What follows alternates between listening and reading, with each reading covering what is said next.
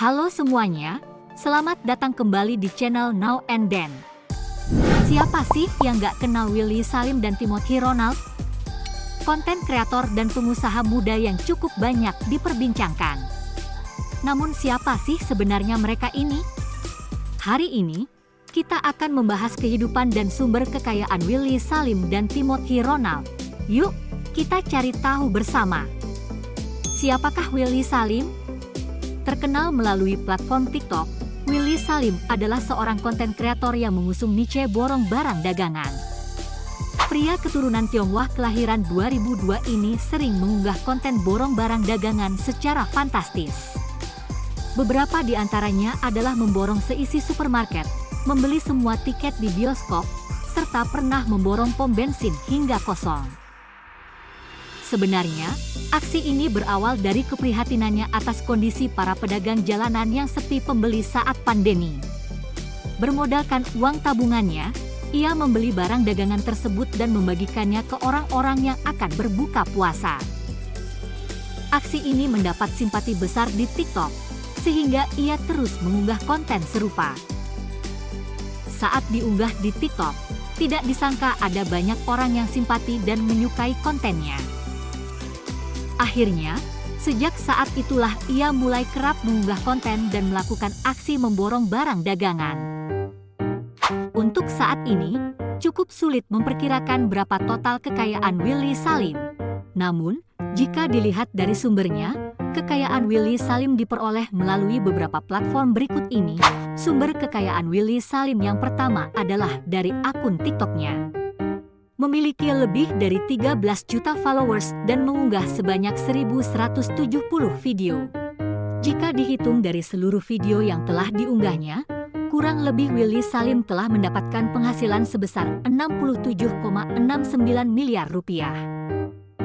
Selain menggunakan platform TikTok, Willy juga aktif di YouTube. Saat ini, channel YouTube-nya telah memiliki subscriber lebih dari 4,3 juta dan diperkirakan memperoleh penghasilan sebesar 10,9 miliar rupiah per bulannya. Tentunya, melalui popularitas yang cukup tinggi, Willy Salim juga kerap mendapat tawaran endorsement dari berbagai macam brand dan produk. Apalagi, di akun Instagram-nya, ia memiliki pengikut sebanyak 2,3 juta. Dengan engagement tersebut, diperkirakan Willy Salim menghasilkan bayaran belasan hingga ratusan juta rupiah hanya dari satu unggahan. Di bidang bisnis, Willy juga memiliki bisnis bernama Tonberry di Gexpo Kemayoran. Toko ini menjual kemeja dengan desain warna-warni. Dalam sehari, tokonya bisa membungkus lebih dari ribuan paket untuk dikirim. Meskipun barang-barang tersebut dijual di bawah 100 ribuan rupiah, namun kualitas dan bahan yang digunakan tidak perlu diragukan. Memiliki pabrik sendiri merupakan mimpi terbesarnya. Maka dari itu, Willy juga memiliki pabrik kemeja sendiri dan ia memproduksi kemejanya sendiri dengan mesin seharga 10 miliar rupiah. Wah, ternyata selain sebagai seorang konten kreator, kekayaan Willy Salim juga didapatkan dari bisnis-bisnis yang ia bangun. Tidak heran jika ia dikenal sebagai salah satu kreator yang kaya raya dan mandiri finansial di usia muda. Sekarang, siapa sih Timothy Ronald?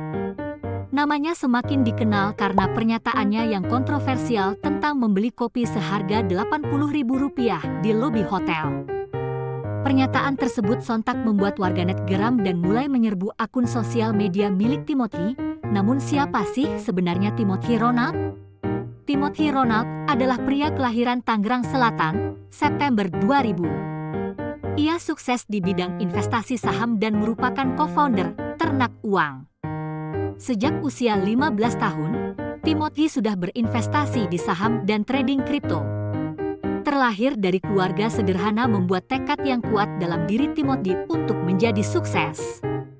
Sejak usia 15 tahun, Timothy sudah aktif berinvestasi di dunia saham. Ia mendapat penghasilan dari berdagang, dan kerja part-time-nya ia investasikan ke dalam saham trading kripto.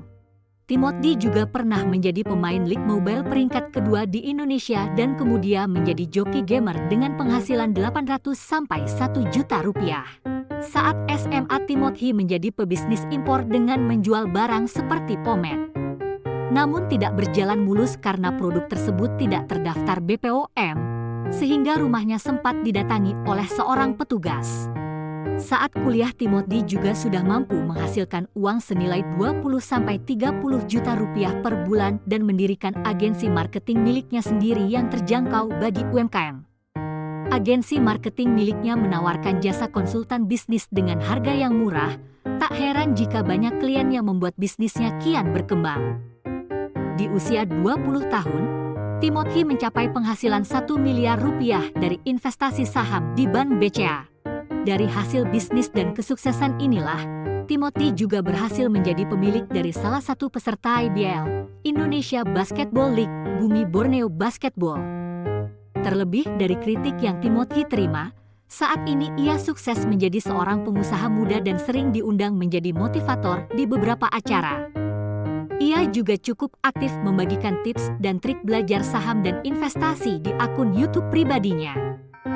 Demikian video kita hari ini. Jika kalian suka, jangan lupa untuk like, share, dan subscribe. Sampai jumpa di video berikutnya. Tetap bermimpi besar.